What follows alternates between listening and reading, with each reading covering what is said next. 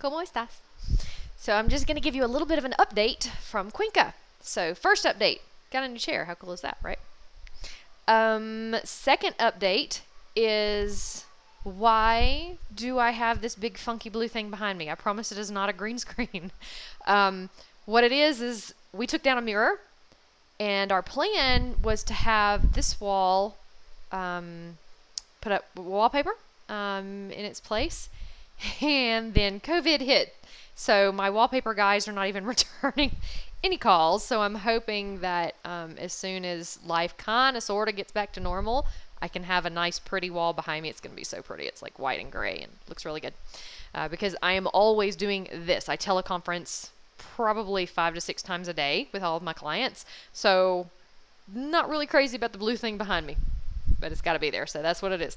So how are things over here compared to the rest of the world? So in the U.S., I know that I've talked to all of my clients that go from the East Coast to the West Coast. Talk to my mother all the time about Louisiana and how things are going there, and then a lot of friends in Houston.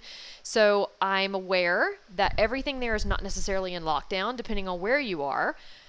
So that's pretty different from here, because in Cuenca, don't know about the rest of Ecuador, but at least in Cuenca, we're very much locked down, as the president said. Anything that is a national chain that is not a grocery is closed. Like we have a place called Kiwi here that's kind of like a Home Depot. We have a place called Toro Hogar that is, it's like Total Home kind of thing or something like that. And what that means is it's kind of like a Bed Bath & Beyond here. But all those places that are not necessity, they're all shut down all the way across the country. If it's locals, it's kind of like a hit or miss, but they would probably get in trouble if it wasn't like groceries. So I'm not seeing any of those open either, like no barber shops, any of that, all that's closed. Of course, all the parks are closed, events are closed, things like I said, grocery, doctors, hospitals, even vets are open because we were able to take the puppies this morning to get their vaccinations. And they're working standard hours. They're just not working overtime hours. So at least those are still open, and we can get those type of things done.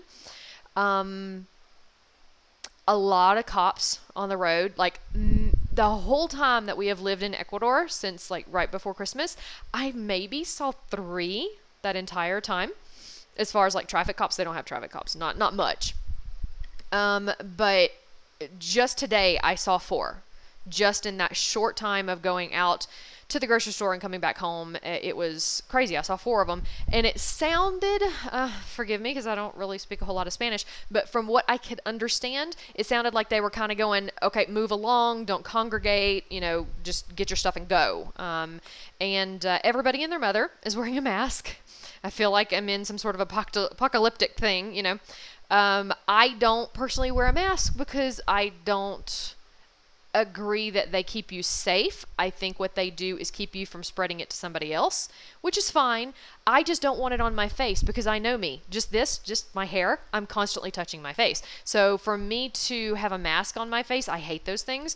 I will touch it constantly. And if I'm touching everything else, I don't want to be touching my face. So I'm just making sure not to touch my face while I'm out, trying not to touch as much as possible, use a ton of hand sanitizer. That's alcohol-based. If it's not alcohol-based, not going to help you. And just make sure we sanitize everything as much as possible.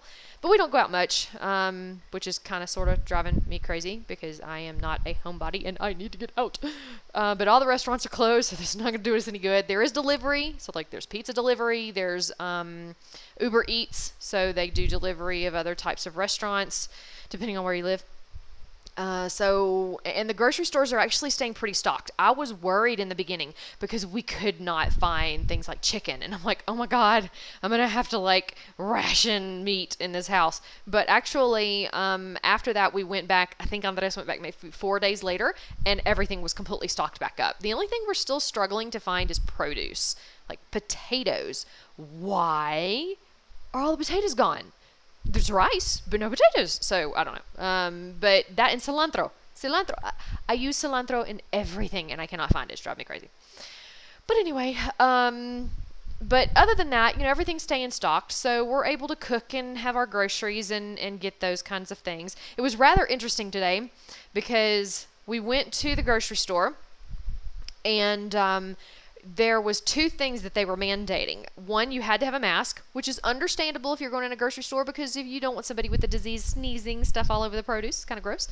So you had to have a mask to get in the store, and it was like a real mask. You couldn't come in with a bandana because guys were trying, and they were like, no, go to the pharmacy next door, go get a mask.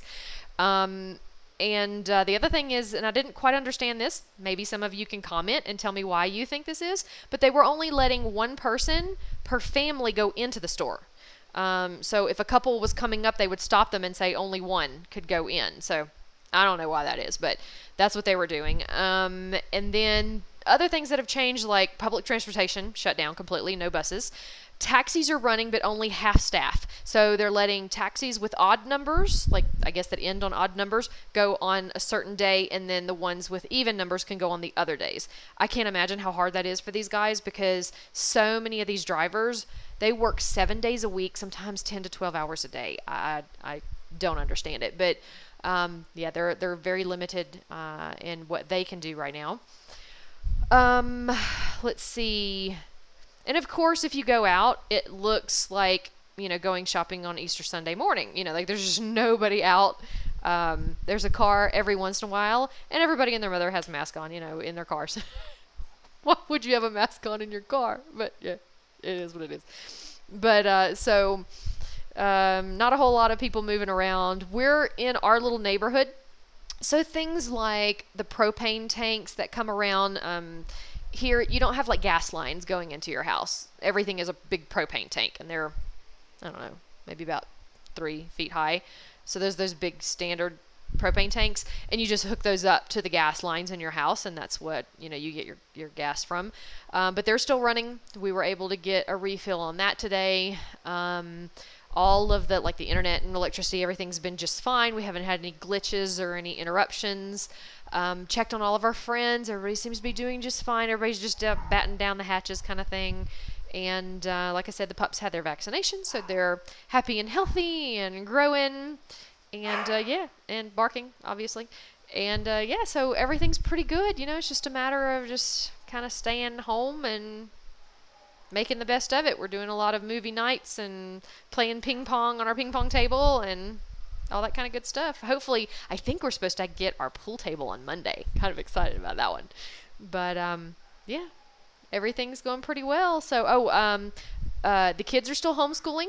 I don't know if a lot of you guys know this, but the kids homeschool, but they do it online. So they have a program that we use, and I'll put the link in the description below because I love it. I'm not being paid by them. I just really like the program. But it's called Time for Learning. Time, the number 4, learning.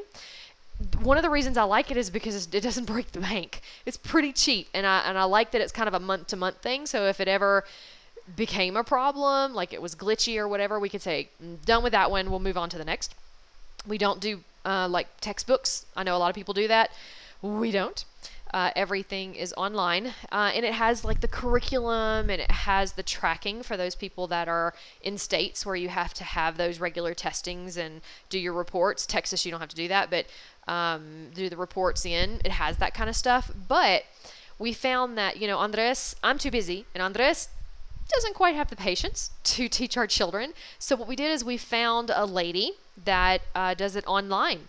I love her to death. Alessandra is awesome. But she lives in Italy, bless her. But right now she is in Malaysia. Her family helps out with all of this craziness that's going on, and so she has been in Malaysia since close to the beginning of this thing, and she is so ready to go home. But with the situation in Italy, she can't go home. Her brother is a doctor. I want to say that she said maybe a cardiologist or something like that. But he contracted the disease. So, and I imagine it's because he was just exhausted from working all the time. So she was really worried about him, but he's young and healthy, and I just know in my heart that he's going to be just fine. But if you get a moment, pray for Alessandra and her family, because I know she's so ready to go home, and I know that it's breaking her heart to not be able to be there for her brother. I mean, he's her best friend. So just knowing that that's the situation. But she's fabulous, and because she's in all that mess, she asked to kind of drop back the hours. We're like, absolutely, whatever you want to do. So the kids are still homeschooling, but they kind of do like half day. So they'll start at like 9 and they'll finish at like noon, something like that. But it's kind of cool the way she does it. It's all like teleconference, and she goes through the lesson with them, and then she just makes sure that she talks to them and that they understand it. And it just, I love it. It just works really, really well. And then me, my business is all virtual. All my clients are still kicking. They're all doing just fine. Not everybody is the happiest because, a lot of them, their projects have shut down. Come here, Monk. You can come over. But they're there. They're still around. I'm just recording this for everybody. Say hi. Hi. Hit down. There you go. Hi. But yeah, so we're still able to work. My entire team that works for me, they're all virtual, so they're all able to work and get their hours. So overall, everything's pretty status quo in our lives, other than not being able to go anywhere. So just giving you all an update. Wish everybody well. Stay safe, and thanks for tuning in, I guess. Bye.